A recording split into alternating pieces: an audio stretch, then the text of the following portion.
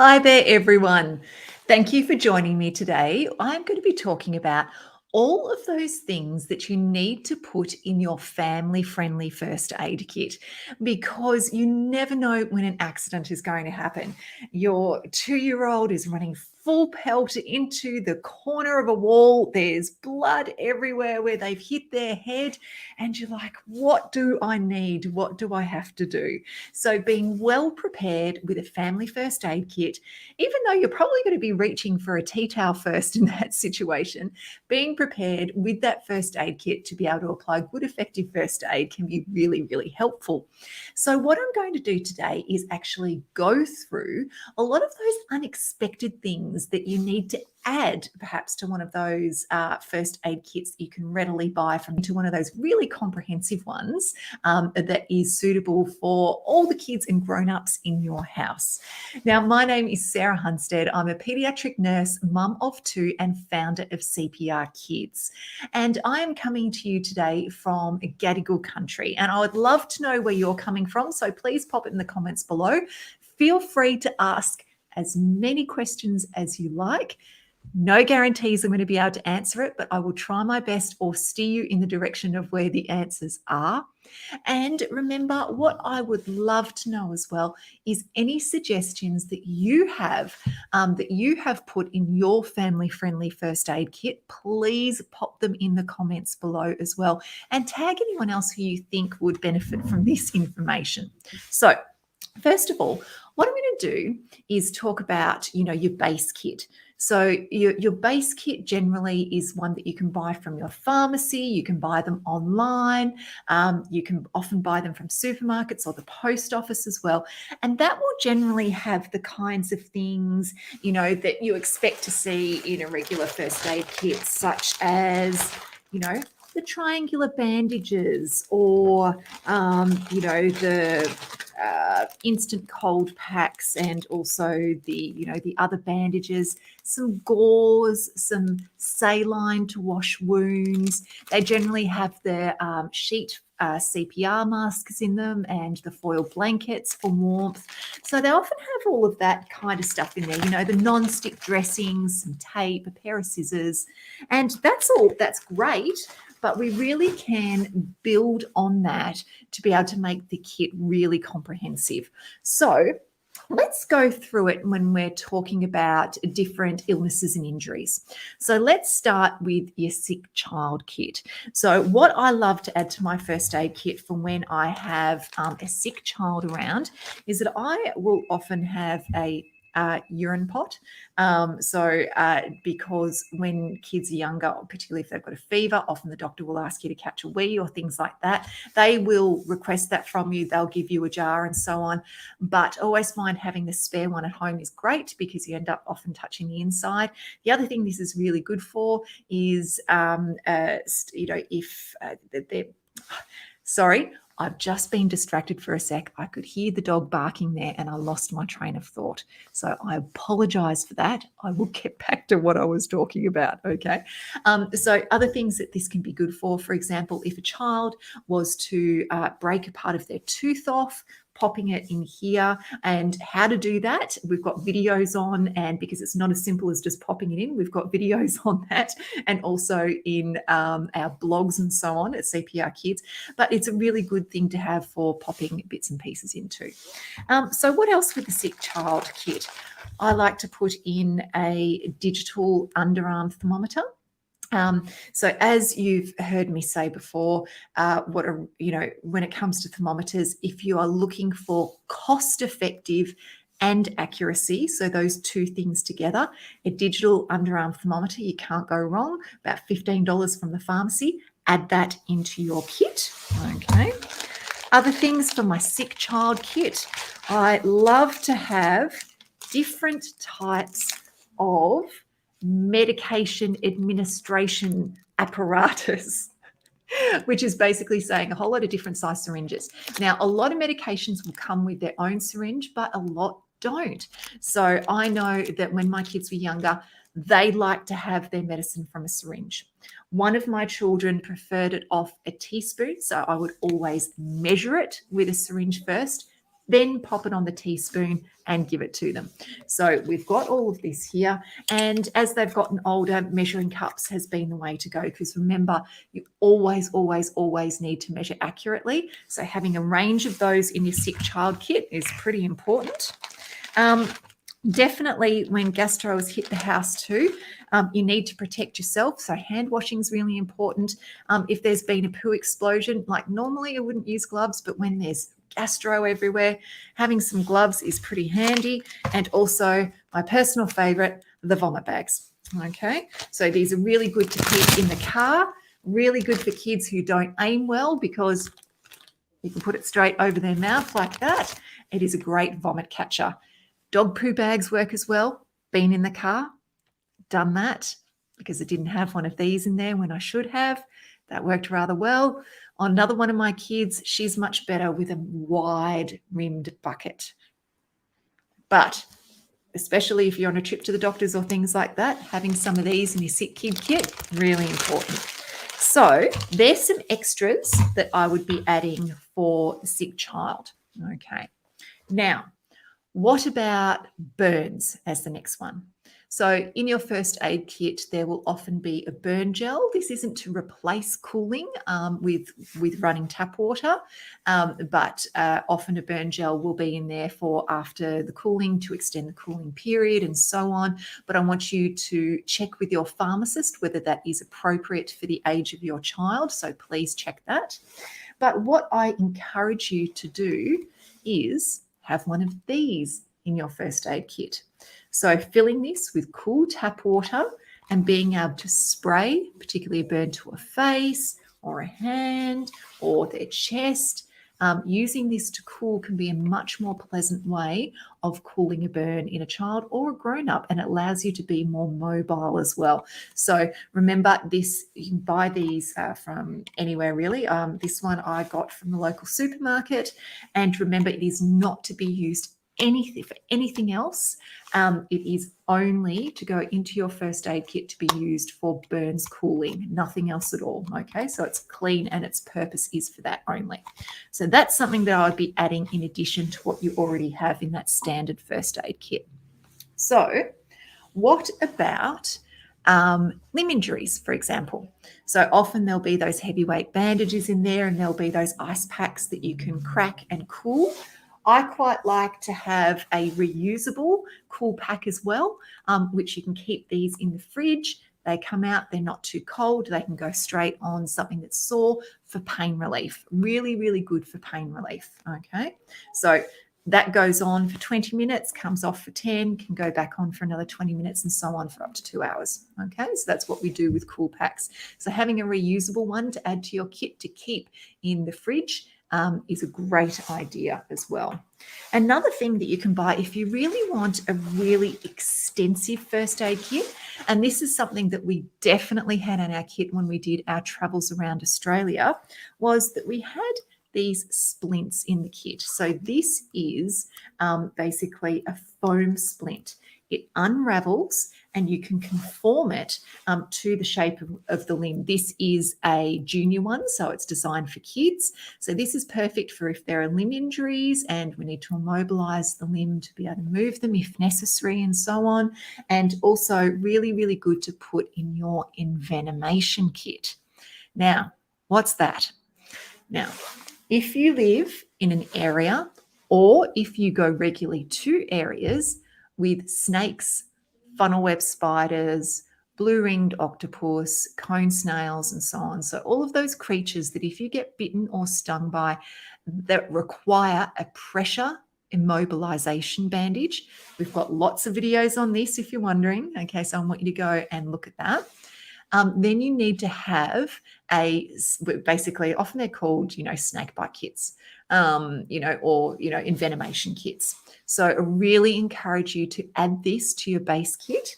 And what you should have, you can buy these from the pharmacy and so on, as I said before, that this is a special type of bandage specifically designed for, snake and funnel web spider bite and so on, or pressure immobilization, that this then wraps around the limb, and when those rectangles turn into squares, You know that it's at the right tension as you wrap it around. Okay, so having a few of these, so I would recommend, because of course you want this to be for the whole family, so for grown-ups as well, having 3 of these in a kit, as well as a triangular bandage for immobilizing, or, and a splint as well for immobilizing the limb, because that's one of the really important things we need to do. Make sure that you have those things for envenomation as well. So really, really important. Okay. So remember, what I'm talking about today is what you are adding on to your base kit. Okay. Now, let's talk about wounds. Now, in a wound kit, generally there's non-stick dressings, there's gauze, there's tape, there should be saline to clean wounds. Often there's little antiseptic cleaners as well. They're great to have. Hopefully ones without alcohol that don't sting, because otherwise the child's going to get really cranky. You can add into there whatever antiseptic you choose to. Okay, so speak with your pharmacist about that. But one thing that I recommend, particularly if you have a child who hates the sight of blood, particularly with blood noses, or if you're squeamish with that, is add in a red face cloth. Why? Because a red face cloth, a bright red one like this, is so good to actually disguise the sight of blood. So being able to do this, lean forward, to be able to catch the blood, making sure that if it is a wound, that we're not just putting that on because that's not enough pressure, that we can use our finger, get a really fine point, and putting firm pressure over the top there and so on, because we want firm, direct pressure. Okay, so having this as part of your arsenal is really, really important. Okay, so having that little trick is great. So we've talked about wounds. The other thing that I love to have in a first aid kit is, medicine should be kept separate from your first aid kit, because medicines expire. And you want to keep them separate so that you're looking at them regularly and you know what you've got, you know their expiry dates and so on. So things to have, of course, is pain relief, such as your paracetamol or your ibuprofen, antihistamine, oral rehydration solutions. So if your child is got diarrhea and vomiting, to prevent dehydration, all of this is available at the pharmacy. Your antiseptic creams of your choice and so on.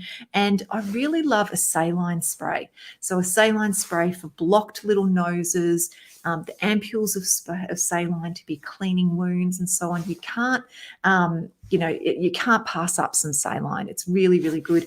This is just a particular one that happens to spray. You can get them in all sorts of different ways, but great for snotty noses to help clear that, particularly before feeding.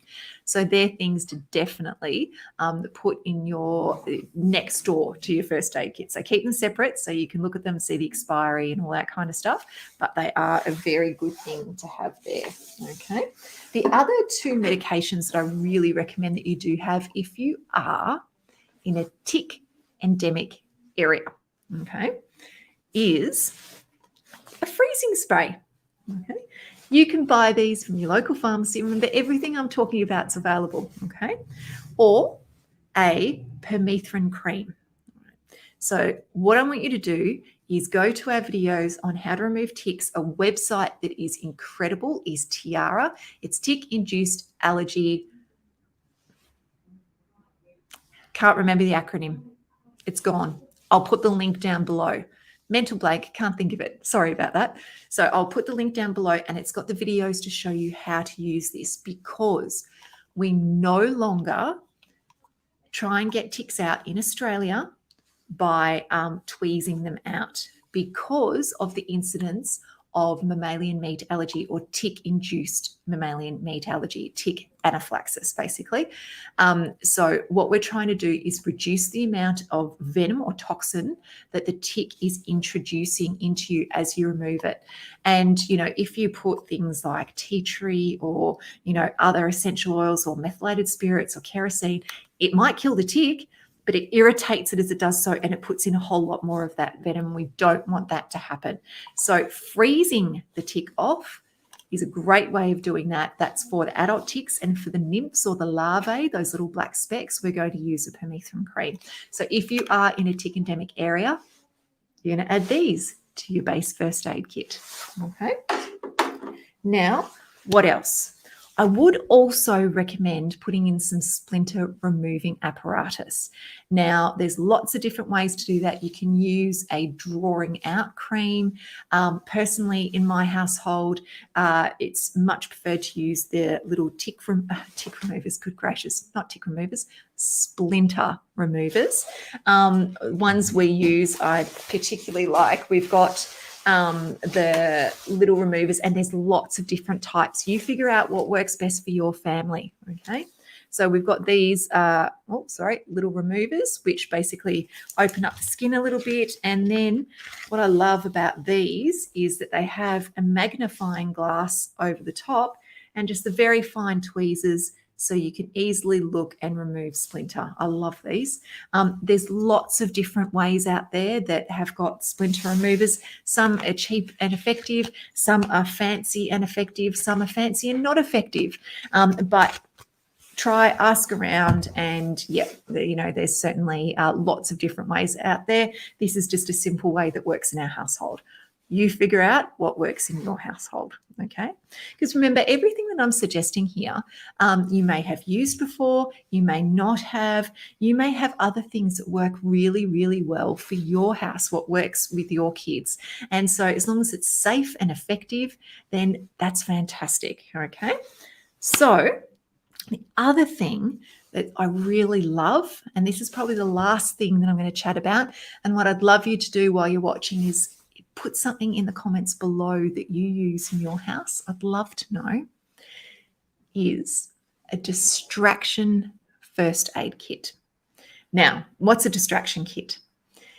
You know how hard it can be when your child is scared and when they are in pain to be able to do anything to them.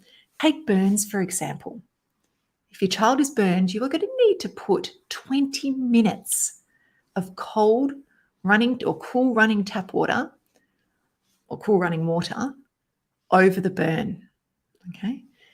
It's going to be so hard. That 20 minutes is a really long time. One of the ladies in the CPR Kids office actually burnt herself yesterday on her lunch, and we were like, sorry, you're in the CPR Kids office. This is going to be 20 minutes of cool running water. She's like, no, I'm all right. I'm like, no, we need to do this. She's like, it's such a long time. I'm like, I know, but you need to do it. And so we set a timer and did it. But if that's a toddler, it's going to be a really, really hard thing to do. So that's why we want you to have a distraction first aid kit. Get something, whether it's a toy or an app on your phone, or some bubbles, something like that, that your kids don't get to see unless you are applying first aid. So something new and exciting. And so that, it can distract them, and that 20 minutes will go a lot quicker, or whatever you're needing to do will go a lot quicker. We used to have an app on our phone that I would only use if their kids had hurt themselves. And it was this little creature that if they said something or were crying or something like that, it would mimic them. It would stop them crying in an instant. Like, honestly, it was hilarious, this thing. And that only was used, for that. The other thing I did have was I had bubbles, and I had some little toy animals that lived in the first aid kit, and they would only come out if we were applying first aid. And the other thing to do as well is make sure that you play with your kids when they are not unwell or they're not injured, like, medical play. So that you do pretend to take splinters out of Teddy, that you put Band-Aids, on a favorite toy, that you do things, like that, if one of them, has a blood nose, then we pretend to do what we do for a blood nose. So all of that medical play is really important as well. And of course, telling them what you are doing. But there's a whole other video on that too, about making it the best experience that you can for your child. So I encourage you to either have your phone as a timer, because that puts an endpoint in things, or you can even put a timer in your distraction kit as well, so that they know that it will eventually end whatever you are doing. So that is essentially all of their, additions that I think are pretty handy for a first aid kit. Now, what I'd love you to do, pop in the comments below anything that you think should be in there as well. And also, anything that you would like us to be talking about. Make sure that you let us know, because we want to bring you the good evidence-based information. So thank you for joining me today, and I'll see you soon, everyone. Bye.